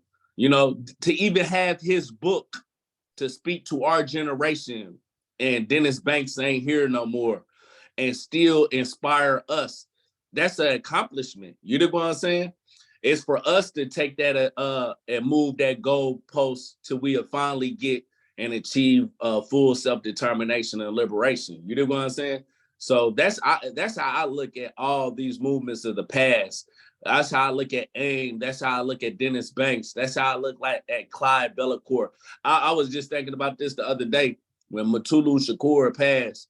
I was like, man, I wonder how he feel about the same thing. Like, do you feel like it was in vain? I doubt Mutulu felt that way, because our generation look at Mutulu and what he lived his life for, even though he was in prison for almost 50 years. You know what I'm saying? Like, we still learn from the legacy that these ancestors bring to us today. You know what I'm saying? Even though Leonard Peltier is in prison today, like, we all, especially in our movement, we know who Leonard Peltier is. You know what I'm saying? And if people didn't know before they read this book, now they understand, like, why we talk about Leonard Peltier, just like we talk about Mumia Abu Jamal, or we talk about Sundiata Kohli and and Sekou Odinga and Jalil Mutakin, all these individuals, they are in the same type of category of elders that we honor, that fought for our liberation. You know what I'm saying? So they did achieve a lot, because we're taking their lessons today and we're asking ourselves now, how do we go forward to accomplish what they set out to do? You know what I'm saying? We got a second Rainbow Coalition. Is it developed? Is it where it needs to be? Nah, we all trying to get it to where it needs to be, but we at least a part of the process. You know what I mean? We are part of taking that the baton and carrying it to the goal line, the finish line. You know what I'm saying? So they did accomplish a lot. You know what I'm saying? Because we represent that future that they set out and embarked upon hundreds of years to fight against this white supremacist capitalist system, this oppressive system. You know what I'm saying? So the fact that the legacy lives on within our movement, hell yeah, they did do this in vain for us. You know what I'm saying? So that's what this means to me. Joe, I see your hand raised. Yeah, well, I always like hearing you talk, so like I'll be patient and stuff like that. No, but you know what? When we're getting down to it on this, like a summation of this book, how we can apply it to some of the struggles that all of us have faced under the oppressors, and we can carry on the studies and the learnings that we've learned in this book from the indigenous peoples and the organization of AIM actually standing up as a revolutionary strength to apply it in today's time. And I like the way you said something, but this is what I would say, like, we may not see it in our lifetime, but if we can pass it on to the next 7 generations, then we know we did something while the time we still have here as individuals today. Another thing was really important. We really need to take heed and to counsel to our elders, because we are losing our elders on a daily, monthly, weekly, yearly basis. And it's very important. And to inspire those to pay heed, pay attention to what the elders have to say while we still have them. Because what has happened in the past is still continuing to happen today, and it should inspire us. We should use this book or many of the books we read to inspire us in all our struggles for mankind in general. We don't have to, I was really happy about reading an indigenous book, because I'm indigenous and I'm excited, right?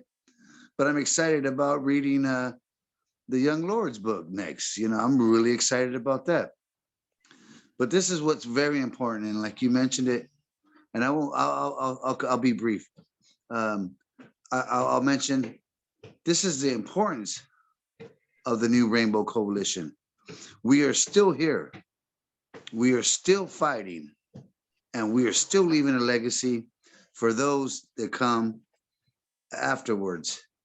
So as I mentioned earlier, let us inspire our children. Let us inspire the youth. And then one of the things I'm working on is let us get to collectively go into the universities and to the community colleges as AIM, or as the Rainbow Coalition, as Brown Berets, as Black Panthers, and many of the other organizations that are with the Rainbow organization, or coalition, should I say. Let's work on that, because that's going to be inspirational. With that being said, all power to the people. I'm real happy about this book. I'm sure I can go on and on about it, but I know we, ran over time. But I want to hear what, Chet has to say or somebody else has to say, but let's keep on inspiring our youth, because they're Absolutely. proteges. There are future, and all of us, no matter what race you are, all want the best for our children. Mm-hmm. Absolutely. All power to the people. I'm gonna get to you, Gabby. I wanna the elder Che talk next, and then I get to you, Gabby. You know, when the brother passed away last week, when was it that he passed away? Mutulu. 2 weeks ago, I think. Yeah, I'll tell you the exact day. I just put a few weeks ago. Mm-hmm. Yeah, it hurt me. It really, really, really hurt me. You know why? Because I was with him on many occasions. Yeah, it was July the 7th. I did a lot of work with Mutulu when he was in the hospital, working in the detox program. I did a lot of work with him. You know, I did a lot of work with him. I did a lot of work with a lot of other brothers. I'm not gonna mention their names, you know, and the struggle goes on, man. You know, the Native American struggle is our struggle. It's our struggle. There's no we can't make the distinction between Native American struggles and our struggles. They are our struggles, you know, and the legacy that the indigenous people left, we follow through with it. Just like Attica is the same. I'm a reflection of Attica. The legacy of Attica is me. I carry the flag of struggle. And let me say something on next Friday. Next Friday, the Attica brothers are getting together. You know, we're having a Zoom meeting Friday night. I don't know exactly what time, but it's going to be a very hot meeting because somebody's getting expelled from the committee. You know, somebody who's supposed to be an Attica brother, and he claims to be president, vice president, and he ain't shit. You know, so we having a meeting, and we gonna Zoom him. We're gonna zoom him out and elevate the Attica Foundation so that it could go places, man. You know, and I'm trying to get some brothers, man, to get involved with us as well. You know, but getting back to the you know, I'm having some problems. I'm glad that nobody told me to read tonight because I'm having some problems. I've been reading so many books that's crazy, you know, and plus some of the books I read for Google Play books, you know, and it's really hurting my eyes, you know. So I'm gonna have to make an appointment to go to the doctor real soon. But let me give y'all some good news. Let me give you some good news. I'm getting ready to receive the Ch25 reader. Have anybody ever heard of that? No. You talking about the book? The Ch25 reader. Yeah. Yeah. Okay. Well, I'm getting ready to get it. Okay, that's what's up. That's like a compilation of a lot of, man, because it's like a compilation of a lot of Che Guevara speeches exactly. and writings and stuff. It's like Capital, man. It's like Capital. Right. It's like Capital with Marx. It's okay. the same with Che. You know, but this is something that comes from Cuba.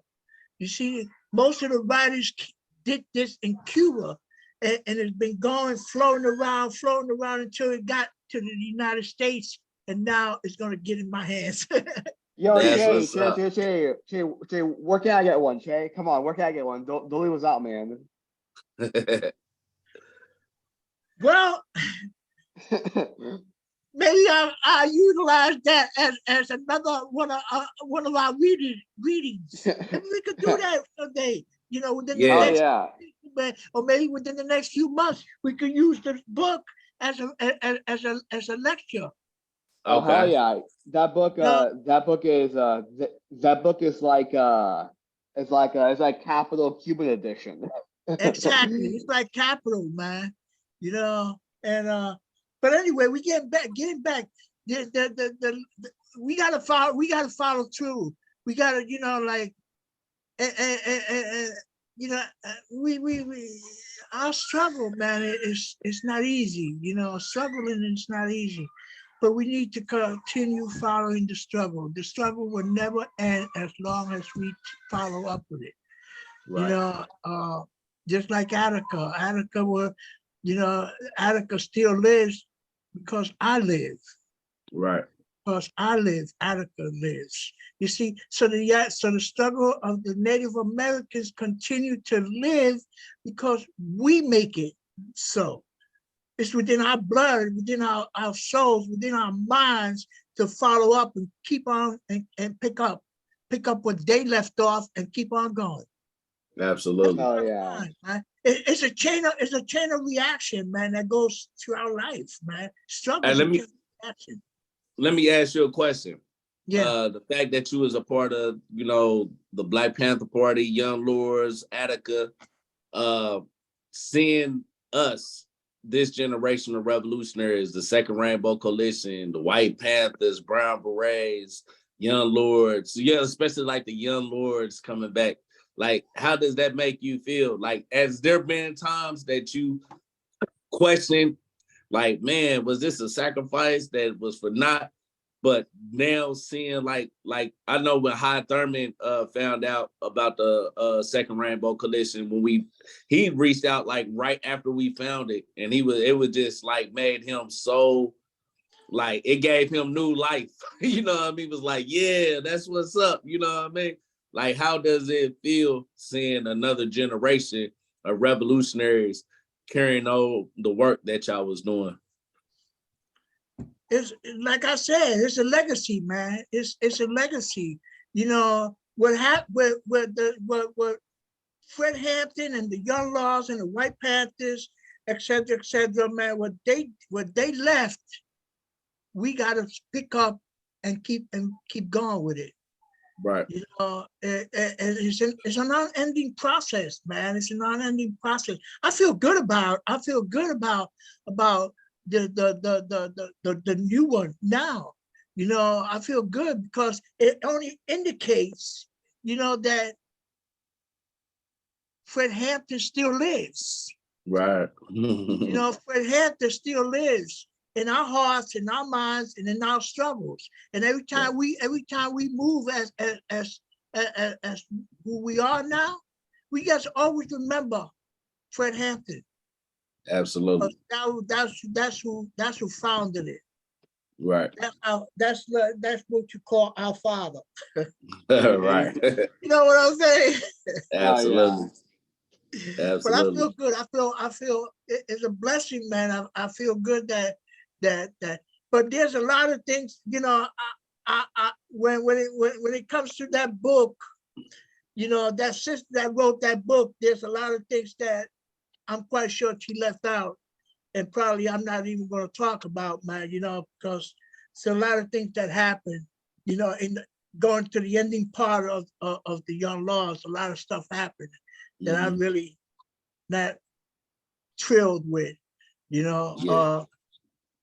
But anyway, let's leave it like that. When we do finish it, I reached out to David Rivera, Cleo, all of them are gonna be on there. I think Omar Lopez. I think David Rivera said he's gonna try to get Omar Lopez on there. Definitely want you to be on there, just like we did with Aaron Dixon when he came on and spoke to us about his book. We definitely want y'all to share y'all thoughts about what we read and the history. I know it's a couple elders feel like it's some discrepancies in the book and stuff like that. I was like, well, y'all have the opportunity to talk and share that with us. But I got a special surprise. I don't want to reveal it yet. You know what I'm saying? Till it's locked in. But it's one of this. I would just say this the hint I throw out there. Y'all, I ain't gonna tell y'all confirm or deny. But she like the Asada Shakur for the Young Lords. You know what I'm saying? One of the $80. Nah, I ain't gonna confirm but deny. You know what I'm saying? But she's one of the when I think of her as the Sada Shakur for the Young Lord movement and stuff. When Yeah, I yeah, think of her, yeah. that's my personal bias. You What know what about I mean? Sobe? Have you spoken to Subi? Subi, yeah, I talked to Subi like maybe a month ago. Yeah. Yeah, that's probably the last time I talked to him. But yeah, definitely we'll definitely have some of the this generation of young lords to come on to speak as well about what this movement and the legacy of the original young lords to now mean to them. You know what I mean? So Yeah, yeah. yeah. The only thing, only a slight difference, between the brothers, man, and the sisters that may be speaking to me is that my involvement as a young lord, as a founder of the young lords in the prison, that was in the prison, and it's a little bit different from the young lords in the street. You see what I'm saying? Yeah, but, and that's good that you're gonna be on there because that's another part of the legacy that we need to like know about. You know what I mean? It's that you was like the George Jackson. You know what I mean? Yeah, Of the yeah, young yeah. lords. Well, I was like a George Jackson, man. Well, obviously y'all took over a whole prison. We still talk about Attica to this day. You know what I mean? I'm gonna tell you something, man. If they want to kill George Jackson, he would have that prison would have went up also. Yeah. It's a matter of time. Yeah. Because there was so much depression and murders and tortures in his prison, Right. So it was a matter of time, and they knew that they had to kill George Jackson because that was to kill George Jackson was to stop the movement somewhat. Yeah, somewhat. Yeah. And they did it. Yeah. They did it. Just like they killed a lot of brothers, man, in Attica, man, because they felt, man, that these were leaders, but they killed some leaders. They didn't kill all leaders. I'm still alive. Right. Absolutely. I was a leader in Attica, so I mean, hey, come on, man. But anyway, that's the enemy always thinks that if they chop off the head, man, that the body falls. But there's no such thing as the head. We are leaders. Yeah, we are. Yeah, absolutely. Gabby? Oh man, I want to say so much. First off, if one Che can take over a prison, 3 Che's could take over the fucking world. if one Che can take over a prison, imagine what 3 of them could do. They could take over the whole world.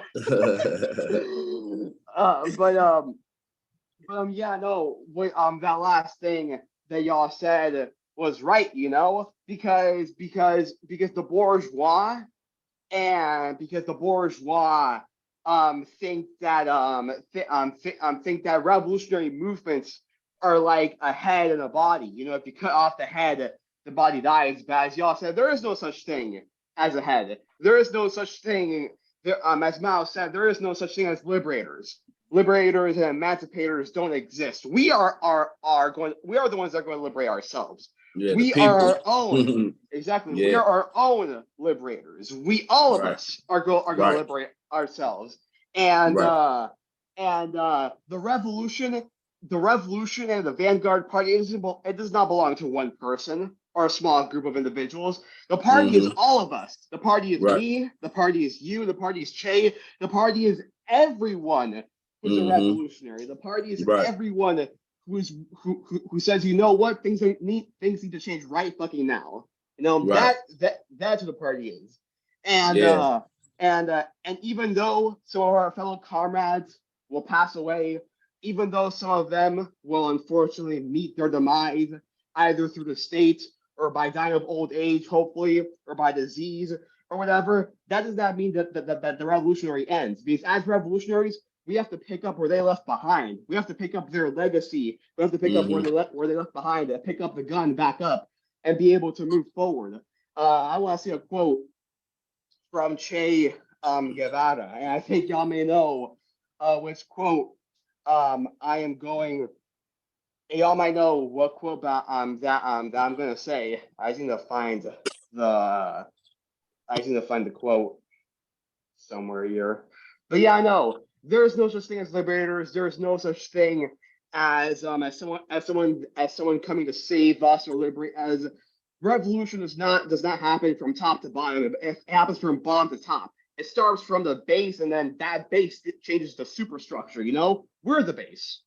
We are the masses. You know, and there is no one that's just going to come and liberate and liberate us. As Fred Hampton said, theory is cool, but theory without practice ain't shit. You could talk the big talk. You can quote Mao. You can quote Lenin. You can quote Marx. You can know every single piece of theory, but do you know how to apply it? Do you know how to engage in practice? Do you know how to build survival programs in your community? Do you know how to build solidarity with your community? Do you know how to build that intercommunal relationship with one another? And to quote Che, wherever death may surprise us, it will be welcome, provided that this, our battle cry, reach some receptive ear, that another hand stretch out to take up weapons, and that other men come forward to intone our funeral dirge with the staccato of machine guns and the cries of battle and victory. That right there, that is what the revolutionary means. The revolution isn't represented by one person or a small group of people. It's represented by all of us, you know. And the way we build that love with one another, the way we build that community with each other, is through meeting with the masses, engaging with them, struggling alongside them, providing for their materialistic needs, and building off of their knowledge of the world until they are as knowledgeable or more knowledgeable than us. You know, that's what we need to do. And as long as there is oppressed people in the world, there will always be Black Panthers, there'll always be White Panthers, there'll always be Rainbow Coalition members and UPN members. As long as there are oppressed people in the world, there will always be revolutionaries. All power to the people. All power to the people. I'm gonna and then I'm gonna let you talk Che again. I know y'all know probably saw the post I put on Facebook. It was Franz Fanon's 98th birthday. But it really brings home the point of what you just said. Franz Fanon said, the more the people understand, the more watchful they become, and the more they come to realize that finally everything depends on them, and their salvation lies in their own cohesion and the true understanding of their interests, and in knowing who their enemies are. The people come to understand that wealth is not the fruit of labor, but the result of organized, protected robbery. You know what I'm saying? And that's, in a nutshell, what it boils down to. The people coming to understand that they are the ones that's going to liberate themselves, and that the wealth that we producing for these motherfuckers came from us. And it was organized and protected, you know what I'm saying, in such a way that they're able to rob us of what we alone produce. You know what I'm saying? And our oppression comes from that. It comes from that. And when we talk about seizing the means of production and distribution and stuff and giving it to the people, this is what we talking about. We saying we not allowing the robbery to organize our lives no more. You know what I'm saying? Since we are the ones that put in the work, we the ones that produce, we the ones that give the foundation of any social economic system, no matter if it's capitalism or if it's socialism. You know what I'm saying? Really, the contradiction, if we want to like narrow it down into the basics, you know, capitalism is, you know, social production, but private appropriation. You know what I'm saying? Social production. We produce all the wealth that the world relies on to create the world matrix that we see today.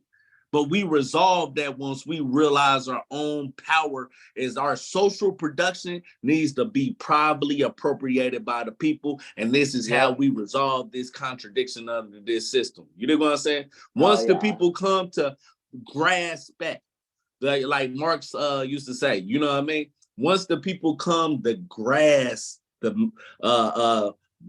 and become a material force in themselves, then we'll be liberated. Mhm. It's not gonna be no celebrities, not gonna be no superheroes, ain't nobody with no S on their cape. No, we all collectively have to wield this power in order to defeat this common enemy that oppresses us all. You dig what I'm saying? Oh, So I yeah. appreciate you for that, Gabby. I'm gonna let Che. Can I Go say ahead. something Gabby. quick? No, I Yeah. was just going to say private property is inherently theft. It always has been and always will be. Right. That's No all I'm doubt. saying. No doubt. Go ahead, Che. You What want he to take said, us out? private property? He I said said private property, right? Private property is inherently theft. That's what I said. Okay, well, let me say something about private property. Mm-hmm. The ending of private property is the beginning of communism. Yeah, absolutely. Mm-hmm. Yep. You know, it's the beginning of communism. And so in order for capitalism to be exterminated, you got to deal with private property. You got to get rid of it. Once you get rid of private property, you get rid of capitalism.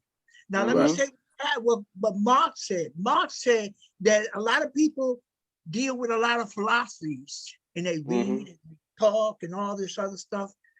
But he said we got to get rid of that, because the main criteria to a philosophy is the practice. It's to practice what you preach.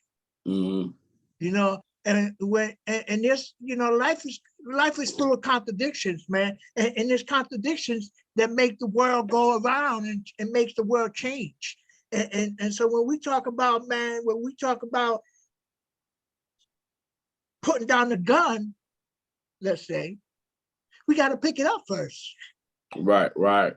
We got to pick up the gun in order to get rid of violence. In order to get rid of violence in our communities, we got to do what we got to do.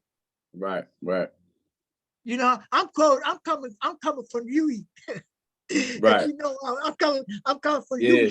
Thinking. You know, that's how he thought. He said, in order for us to deal with violence in our communities, we got to pick up the gun in order to put it down. In order to put it down, we got to pick it up. It's a contradiction, but we got to do it. Right. You know, and revolution is something that starts right here. It starts right here.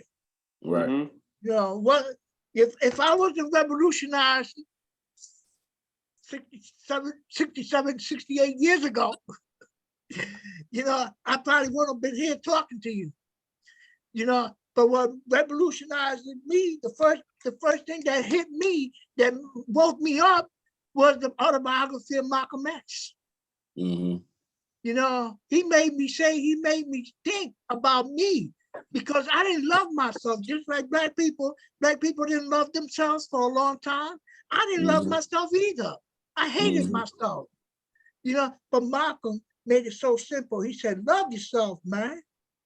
Begin loving yourself. And when I started loving myself, guess what? I began loving people. Right. You know, I began loving everybody. And one thing led to another. Before you knew it, I was reading all kinds of books. Right. You know, one book leads to a whole book. You can't stop it. Once you read Malcolm X, you can't stop. You gotta keep going. Right. Oh, yeah. man, I remember the first revolutionary book that I read. I haven't finished it yet because I've been distracted. But you want to know what's the first ever revolutionary book I read, Che? What? Spain Revolution. That's the first ever revolutionary book that I read. And man, when I read that shit, Revolution by Lenin. Yep. That was the first revolutionary book you read. Yep. See, that's why you so advanced, man. You just jumped ahead to he jumped from ahead. kindergarten all the way to. He didn't start with A. He went up to Z. I was like, fuck A, I want Z. Oh, but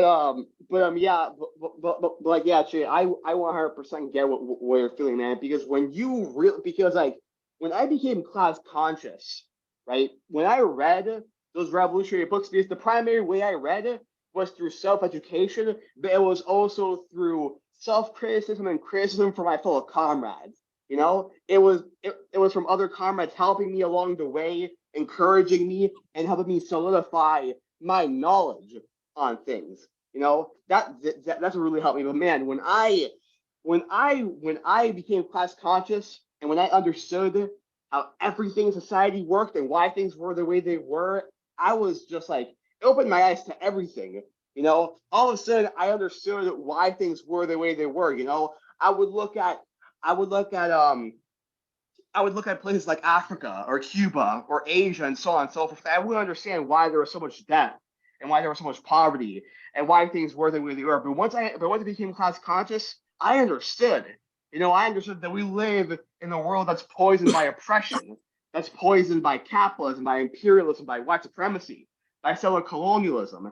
And in order to build a better world for ourselves, in order to engage in building a better world, not just for ourselves, but for our future generations, we need to uproot the socioeconomic system and replace it with a new one, with new social relations, with a new mode of production, and with a new culture. You know, but we all gotta start from somewhere. As CP Newman said, before you run, you have to walk, and before you walk, you have to crawl. You know, we all have to start from somewhere. You know, and the way we engage in radicalizing our communities and engaging with them is by struggling alongside them and providing for their materialistic needs, you know, because they need to see why socialism is important. You know, if they don't understand why socialism is important for them and how it's going to help their issues and how it's going to help them, they're not going to engage in the revolution. You know, you can't know, to paraphrase what Thomas Sankara said, people won't fight for something. People won't just start fighting for something they don't know. And in order to fight to the best of your ability, you have to truly know what you're fighting for. You know, you have to have an idea of what you're doing, why you're doing it, and how to do it. And when we engage with our communities, when we engage in cultural revolution, when we engage in mass line, when we build those survival programs in our communities, and when we help visualize to them how the revolution will happen, like the Black Panthers did with Emory Douglas, and having that revolutionary art and that newsletter and those newspapers, engaging in that culture. Once we do that, the masses will begin to respect the party, and when they respect the party, they follow the example of the party. They engage in the ideological and political line of the party. Then they will begin applying a scientific and dialectical analysis on their communities and how to build survival programs in their communities with their friends, with their families, and how to further organize, agitate, and educate their community. You know, it all starts from up here. You know, first you got to educate yourself, and then you got to put that theory into practice. As UP Newman said, we have to identify phenomenon and make that phenomenon happen in a way that is that's favorable to us. And yeah. Power to the people. I'm gonna close that on that note right there. You really summed it up very well for us, Gabby. Always love hearing you. Again, hey, comrade, man, you set a high bar for the people in our movement. You don't even know it. Really? You probably do, but and it's good to have young people that's a part of this movement. You dig what I'm saying? So, you know, it makes people that's of my age we gotta stay up on our toes. You dig what I'm saying? So I appreciate your analysis that you bring to these discussions. So yeah, I appreciate you.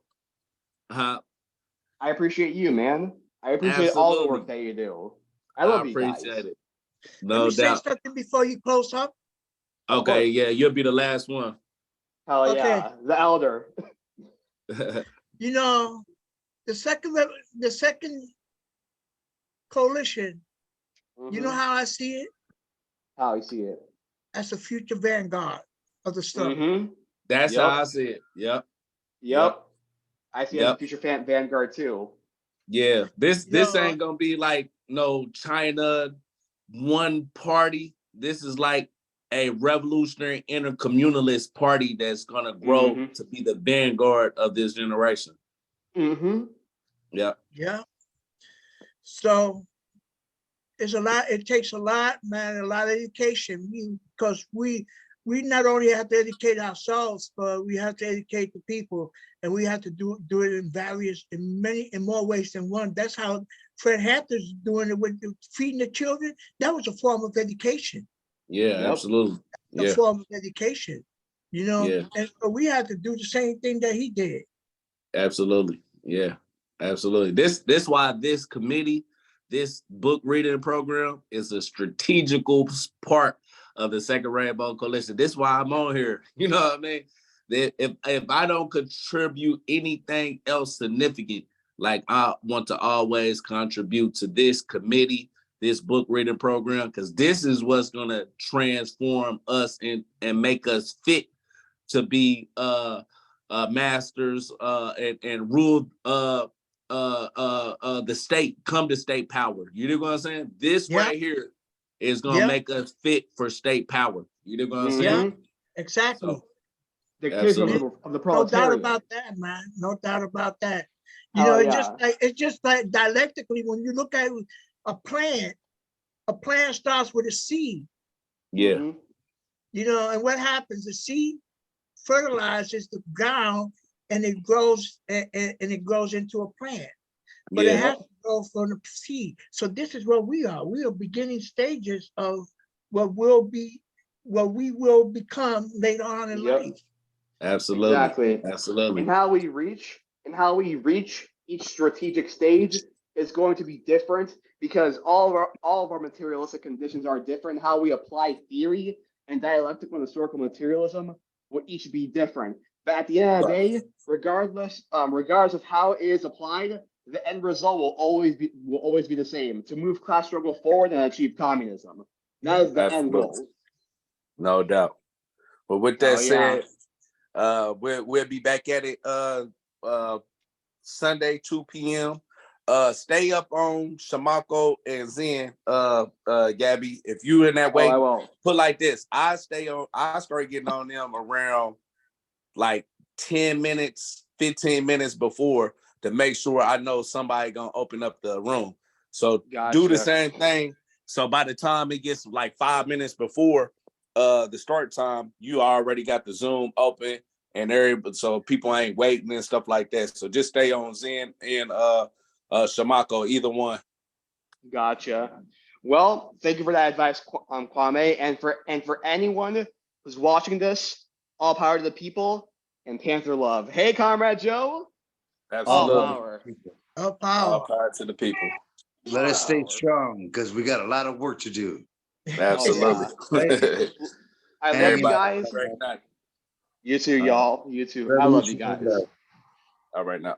And regular less.